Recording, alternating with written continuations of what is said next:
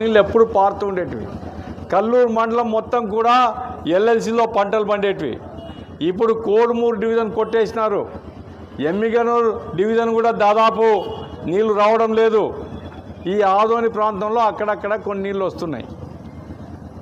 అంటే ఎల్ఎల్సీ నీళ్లు రాక, వేదవతి నిర్మాణం జరక్క, లేకపోతే గుండ్రేవుల నిర్మాణం జరక్క, తుంగభద్ర నీళ్ళని కిందికి పోయి కృష్ణాలో కలిసిపోతున్నా, ఆ నీళ్లతో పాటు మన కన్నీరు, మన ప్రాంతం ప్రజల కన్నీరు కలిసిపోతున్నా ప్రభుత్వాల్లో చలనం లేదంటే ఈ ప్రభుత్వాలు దున్నపోతు ప్రభుత్వాలు కాక ఏమనాలంటున్నాను నేను.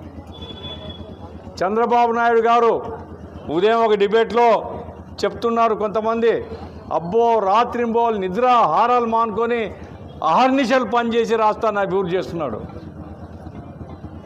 నిద్ర ఆహారం మాని పని చేస్తున్నాడు లేదా నాకు అవసరం లేదు. ఈ ప్రాంతానికి చంద్రబాబు నాయుడు ప్రభుత్వం ఏం చేసిందో ఒక్క మాట చెప్పమని అడుగుతున్నాను నేను.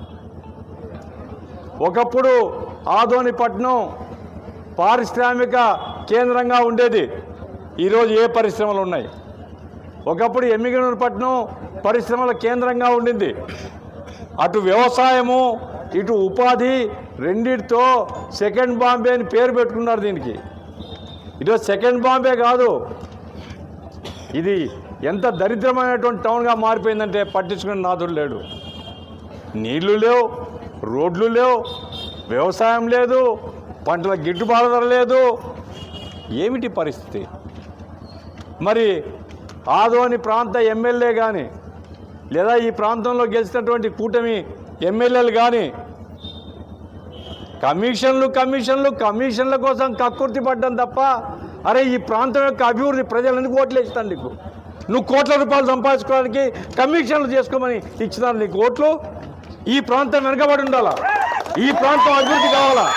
ఈ ప్రాంతానికి పరిశ్రమలు రావాలా? ఈ ప్రాంత పిల్లలకు ఉపాధి దొరకాలా, ఉద్యోగాలు దొరకాలా? ఈ ప్రాంత రైతులకు నీళ్లు కావాలా, గిట్టుబాటు ధరలు కావాలా? ఒక్కడన్నా అడుగుతున్నాడా? ఒక్కడన్నా మాట్లాడుతున్నాడా?